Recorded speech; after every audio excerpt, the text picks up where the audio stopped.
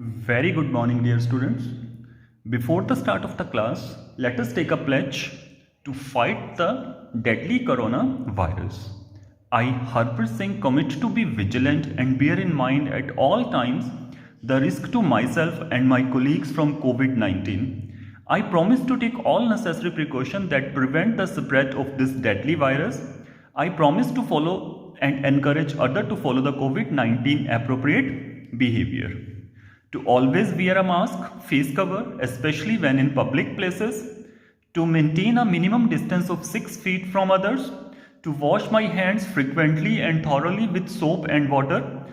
And together, by taking all these precautions, we will win this fight against COVID 19. Students, we had already started with the concept of GST for interstate and intrastate transaction. Today, we will continue our study with the concept of input tax credit. अब जो ये input tax credit क्या होता है कि जब कोई भी रजिस्टर्ड डीलर जो होते हैं, when ever they purchase anything, तो जो वो टैक्स पे करते हैं जीएसटी का, वो क्रेडिट हो जाता है. और दैट व्हेन दे सेल, तो उन्होंने जो टैक्स गवर्नमेंट को पे करना होता है, तो वो प्रॉफिट का टैक्स होता है.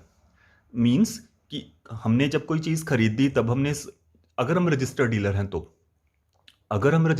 हैं तो अगर हमने कोई चीज़ परचेज की, देन तो हमने जीएसटी पे किया.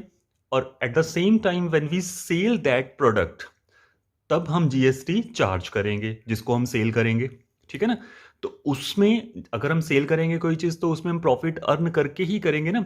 तो उन दोनों जीएसटीज का जो डिफरेंस होएगा, वो हमने आगे पे करना होगा गवर्नमेंट को, क्योंकि जब हमने परचेज करी थी तो वो हमारा क्रेडिट हो गया था. And that amount is called input tax credit. तो today we will learn how to calculate input tax, output tax and tax liability. तो जो टैक्स लाइबिलिटी होती है, that is the output tax minus input tax. और जो output tax होता है, that is the tax on cell price. और जो इनपुट टैक्स होता है, वो होता है टैक्स ऑन कॉस्ट प्राइस.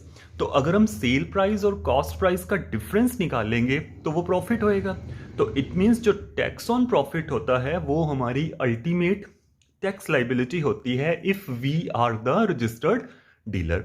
तो मीन्स किसी भी रजिस्टर्ड डीलर की जो टैक्स लाइबिलिटी होएगी, that will be output tax minus input tax. And output tax होता है tax on cell price, input tax is tax on cost price. तो tax liability क्या बनी? Tax on cell price minus tax on cost price. और ultimately sale price minus cost price is profit, तो that is equal to tax on profit. So therefore we can say tax liability on registered dealer is equal to tax on profit. So now we start with the problems. Now we shift to exercise 1B. 1A exercise we had already done. So today we will take exercise 1B. अब जैसे ये first question है, इसमें उसने बोला है fill in the blanks when the goods services are sold for ₹15,000 under intrastate transaction from station A to station B and the rate of GST is 12%. तो अब यहाँ पे हमारे पास sale price at station A, अगर हम ये check करेंगे तो हमारे पास sale price at station A वो हो जाएगा ₹15,000 और हमें दे रखा है रेट ऑफ GST 12%. तो अब ये इंट्रा स्टेट है, तो यहाँ पे CGST और SGST लिखे भी हुए हैं दोनों उन्होंने. तो इट विल बी, ये हमारे पास आएगा 12 का हाफ, दैट इज 6%. तो 6% ऑफ 15,000, तो ये आ जाएगा 6/100 इंटू 15,000, दैट इज 900. और SGST is also same 900 rupees. तो अब जो नेक्स्ट था cost price at station B, तो cost price at station B हमारे पास हो जाएगा sale price at station A plus CGST plus SGST, and it comes out to be 15,000 plus 900 that is 16,800. अब फर्दर उन्होंने बोला है कि प्रॉफिट 5,000 है, तो sale price at station B हो जाएगा sale cost price plus profit, तो that is 16,800 plus 5,000, that is ₹21,800. अब आगे वहां से स्टेशन बी से are moved under inter state transaction from station B to station C and the rate of tax is 12%। अब यहां पे इंटर स्टेट होगी तो जीएसटी कंबाइंड ही होगी, इंटेग्रेटेड जीएसटी होगी, तो दैट इज 12% ऑफ 21,800, तो वो आएगी हमारे पास 2,616। और सीपी एट स्टेशन बी क्या हो जाएगी, एसपी एट स्टेशन बी जो था plus IGST, that is 21,800 plus 2,616 and that comes out to be rupees 24,416। तो this is almost same about the previous one, जहां पे हम सिंपल जीएसटी वगैरह कैलकुलेट करते थे। तो फर्दर अगर हम चेक करेंगे अब यहां से, now we will calculate the cases related with the output tax, input tax और the total tax liability. Now we take the case of question number 2. Now first of all, the statement of question number 2 is goods services are sold from Agra UP to Kanpur UP for rupees 20,000 and then from Kanpur to Jaipur, that is in Rajasthan. If the rate of GST is 18% and the profit made at Kanpur is rupees 5,000, then find the net GST payable by the dealer at Kanpur and the cost of goods service at Jaipur. Now for this, we start with, now the first case here, the rate of GST is given to be 18%. And in the first case, when the product is sold from Agra, UP to Kanpur, UP. Now both the cities are in UP, so it means it is an intra-state transaction. So therefore for dealer in Agra, जो आगरा का हमारा dealer था उसके लिए sale price हो जाएगा 20,000। तो CGST और एसजीएसटी, जीएसटी का हाफ 18 का half 9%, 9% of 20,000 rupees and it comes out to be 1,800 rupees each, CGST and SGST. Now further, if we take the case when the product is sold from Kanpur UP to Jaipur, it is in Rajasthan, so therefore it is an interstate transaction. अब यहाँ पे जो हमारा dealer इन कानपुर है उसके लिए पहले से ही द इनपुट टैक्स क्रेडिट कितना हो चुका है, rupees 1800 plus rupees 1800, that is rupees 3,600। तो अब यहाँ पे अगर हम कैलकुलेट करेंगे सीपी तो वो आएगा 20,000 और प्रॉफिट अर्न किया उसने 5,000 का, तो एसपी जो होएगा that is equal to CP plus profit 20,000 plus 5,000 that is 25,000। अब क्योंकि ये इंटर स्टेट था तो यहाँ पे इंटेग्रेटेड आईजीएसटी आएगी and it comes out to be 18% of 25,000 and it comes out to be 4,500। तो हमसे पूछा गया था the net GST payable by the dealer at Kanpur, तो वो जो net GST payable by dealer at Kanpur आएगा वो होगी output GST minus input tax credit जो उसका ऑलरेडी, या इनपुट टैक्स हम बोल देंगे।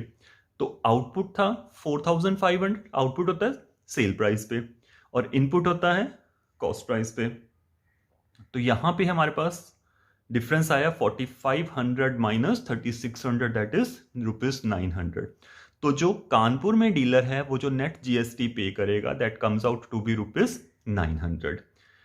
और फर्दर उन्होंने पूछा था the cost of good services at Jaipur, तो वो होगी एसपी जो हमारे पास ट्रांजैक्शन हुई थी कानपुर से जयपुर में, उसमें हमारे पास एसपी था 25,000 और आईजीएसटी आई थी 4,500, तो वो बन गया 25,000 plus 4,500 that comes out to be 29,500 rupees.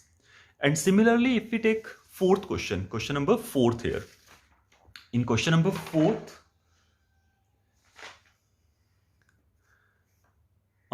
the case is, first we take question number 3. In question number 3, goods services are sold from Kota, Rajasthan to Mumbai for 20,000 and then from Mumbai to Pune. If the rate of GST is 12% and the profit made at Mumbai is rupees 5,000, find the net GST paid in Pune if the dealer at Pune is the end user. अब यहाँ पे अगर हम question number 3 का case देखते हैं तो rate of GST हमारे पास 12% है, the rate of GST is 12%। अब यहाँ पे हम केस कंसिडर करेंगे when the product is sold from Mumbai to Pune, तो ये इंट्रास्टेट है, सीपी 20,000 था और प्रॉफिट हमने बनाया 5,000 का, तो एसपी हो जाएगा हमारे पास 25,000 सीपी प्लस प्रॉफिट। अब यहाँ पे हमें इंट्रास्टेट में सीजीएसटी और एसजीएसटी निकालने हैं, तो वो 12 का हाफ 6% ऑफ 25,000 ईच होगा and that comes out to be 1,500। तो जो नेट जीएसटी पे करेगा पुणे वाला, अब क्योंकि नेट जीएसटी पुणे में उन्होंने हमें बोला था कि पुणे वाला डीलर एंड यूजर है, तो एंड यूजर वाले ने सिर्फ परचेज की है चीज, आगे सेल नहीं करी है, तो इसका मतलब जितना उसका टोटल जीएसटी अमाउंट आएगा उतना ही उसको पे करना पड़ेगा। तो net GST paid at Pune is ₹3,000। ठीक है, जो इनपुट होएगी उनकी वो सेम होएगी, जो आउटपुट होती है वो 0 हो जाएगी अगर वो एंड यूजर होएगा। इसी तरह से अगर हम फोर्थ क्वेश्चन देखते हैं, a dealer in Banaras supplies good services worth ₹8,000 to a dealer B in Agra UP intrastate, और जो डीलर बी है supplies the same goods services to dealer C in Patna Bihar interstate at a profit of ₹1,200। Find the input and output taxes for dealer C under GST system if the rate of GST is 18% and C does not sell his goods services further, same as question number 3। तो यहाँ पे अगर आप देखेंगे rate of GST 18% है, हम यहाँ पे केस कंसिडर करेंगे आगरा से पटना वाला जो इंटरस्टेट है, सीपी हो गया ₹8,000 प्रॉफिट 1,200, तो एसपी हो जाएगा सीपी प्लस प्रॉफिट 8,000 प्लस 1,200 वो आएगा 9,200। अब यहाँ पे इंटरस्टेट की वजह से इंटीग्रेटेड जीएसटी लगेगा, वो होगा 18% ऑफ 9,200 और हमारे पास वो आएगा 1,656। तो जो input tax for dealer C in Patna होगा वो होगा ₹1,656, वो उसकी परचेज पे है, पटना वाले ने परचेज करा, आगरा वाले ने सेल किया, तो पटना वाले का जो इनपुट टैक्स होएगा वो ₹1,656 होएगा। अब जो पटना वाला डीलर सी है, he does not sell his goods services further, it means he is the end user, तो जो end user का आउटपुट टैक्स होता है वो 0 होएगा, that is nil। इसी तरह से हम क्वेश्चन नंबर 5 भी देख सकते हैं, it is the same case कि a dealer in Meerut supply good services to a dealer in Ratlam MP interstate, worth है उसकी 15,000, डीलर बी उस चीज को जबलपुर एमपी में सप्लाई करता है, प्रॉफिट लेता है 3,000, जीएसटी का रेट है 18%, हमें पता करना है तो cost of good services to the dealer C जो जबलपुर वाला है, और डीलर सी उसको आगे सेल नहीं करता, और net tax payable by dealer B. तो यहां पे हम दोनों केसेस कंसिडर करेंगे। पहला केस होएगा जब प्रोडक्ट को मेरठ से रतलाम यूपी से एमपी जाएगा इंटरस्टेट, तो एसपी 15,000 था, तो यहाँ पे इंटीग्रेटेड जीएसटी 18% ऑफ 15,000 आएगा 2,700। और फिर जब प्रोडक्ट रतलाम से जबलपुर दोनों सेम एमपी में हैं, इंट्रास्टेट हो गया, तो जो डीलर बी था रतलाम में उसके लिए इनपुट टैक्स क्रेडिट था 2,700, सीपी 15,000, प्रॉफिट 3,000 का अर्न करा है उसने, तो एसपी हो गया 18,000 सीपी प्लस प्रॉफिट। तो यहाँ पे इंट्रास्टेट सीजीएसटी और एसजीएसटी निकालेंगे, 18 का हाफ कर देंगे, 18 का हाफ 9% ऑफ 18,000 सीजीएसटी में और 9% ऑफ 18,000 एसजीएसटी में, वो आया 1,620। अब हमें पहले बताना था the cost of good services to dealer C in Jabalpur, तो वो हो जाएगी SP plus CGST plus SGST, तो वो आएगी 18,000 plus 1,620 plus 1,620, that is 21,240। Further हमें बताना है net tax payable by dealer B, dealer B कहां पे था, रतलाम में, तो उसका जो था output GST minus input tax credit, output GST उसकी होएगी 1,620 प्लस 1,620 जो उसने सेल करी, और इनपुट जो उसने परचेज करी 2,700 आई थी वो पहले केस में हमारे पास, तो उसका डिफरेंस आया ₹540, तो इतना नेट जीएसटी उसने पे करना है। And hope this is clear to all of you. And similarly, you can try for question number 6th and 7th. They are exactly same as that of the previous question. And with this, we conclude our this AV. And in next AV, we will continue with the further question number 8 to 11 of the same exercise. And thank you very much for watching this AV.